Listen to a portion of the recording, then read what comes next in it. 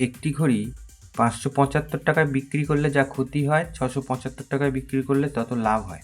ঘড়িটির ক্রয় মূল্য কত? এটা একটা খুব সোজা অঙ্ক। আমরা শুধু কি করব,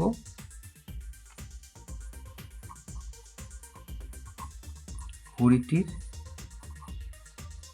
ক্রয় মূল্য বলে লিখব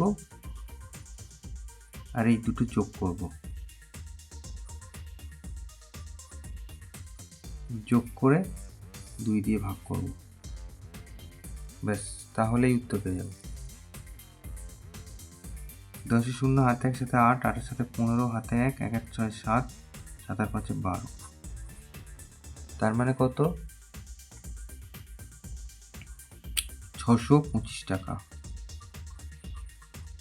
এটা হচ্ছে উত্তর।